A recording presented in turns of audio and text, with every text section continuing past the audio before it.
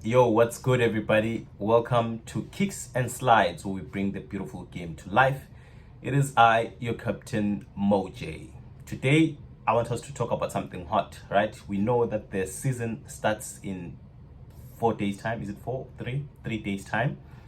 And I wanted us to quickly, come up with the top six, the top six teams that will be in the top six, the team that will win, and also the last three teams that will get relegated come end of season, and the teams that we also think will be the most improved, and the ones that I don't think we should expect much from.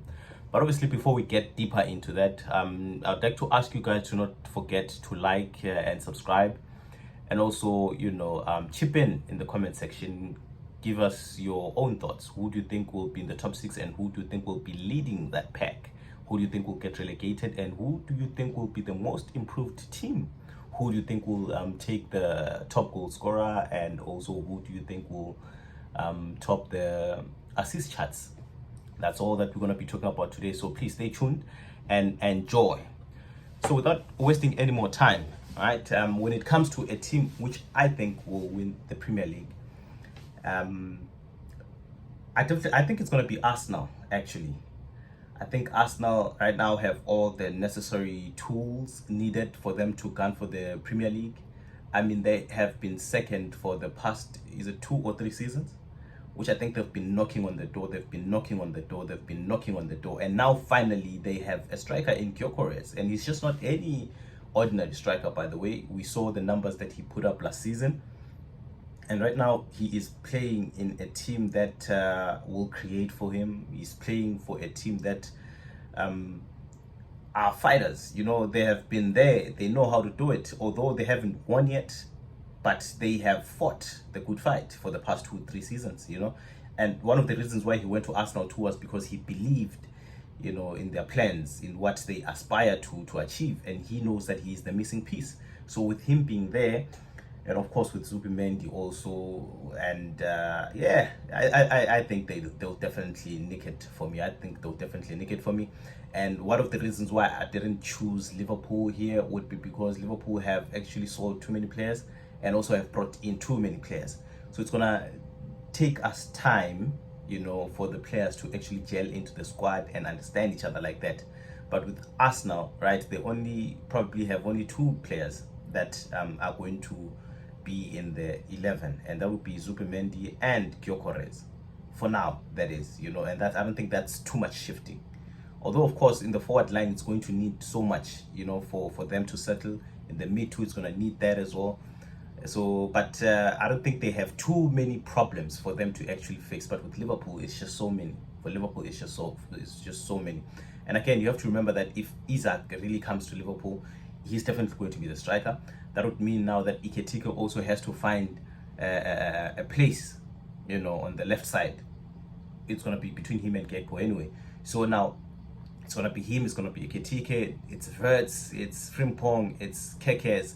Do you understand what I'm saying? It's just so many people, just so many players, I mean, that have to integrate, have to get into the squad and start, catching up. And I don't think the Premier League this season, looking at how many teams have improved themselves, will give us enough time to figure that out. They're just going to get there and they're going to collect as much points as they possibly can.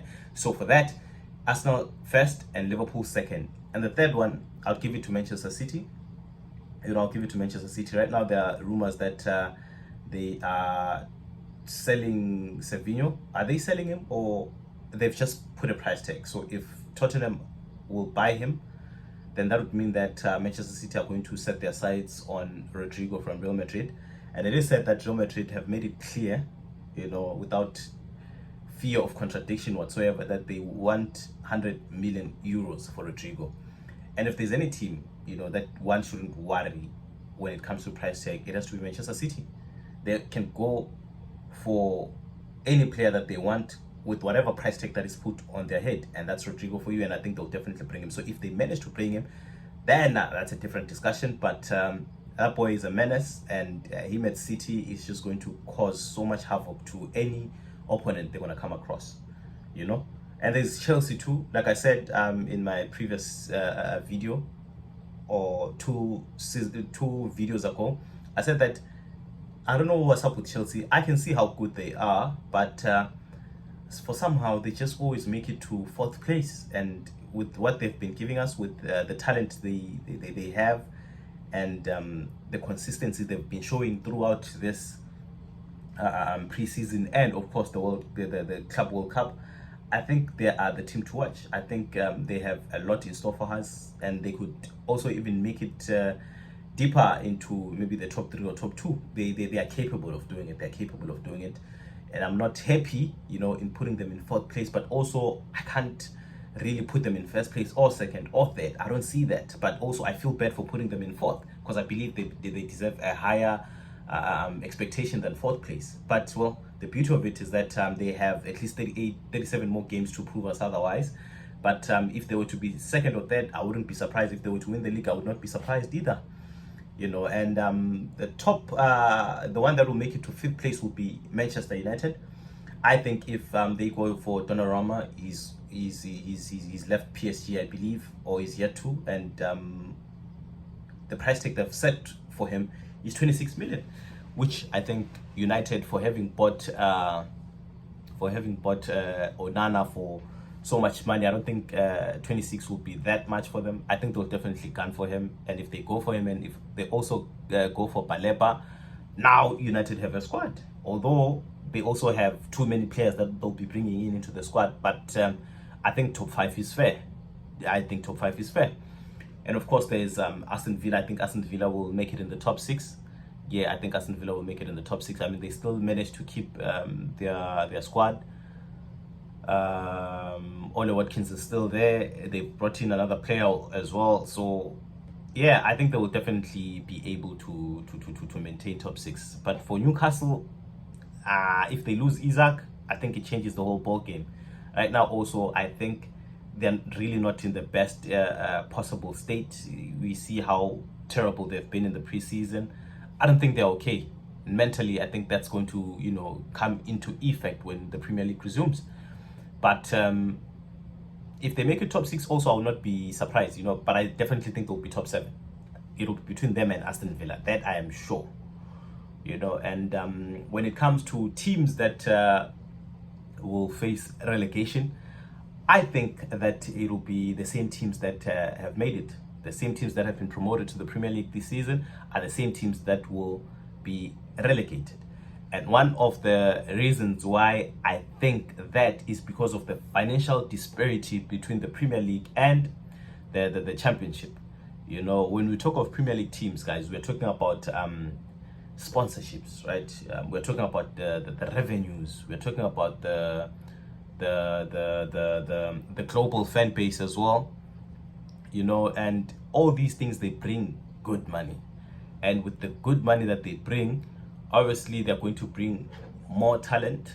They're going to bring better infrastructure, better coaching staff, and all this will just be too much for Championship teams. They don't make as much as the Premier League teams make.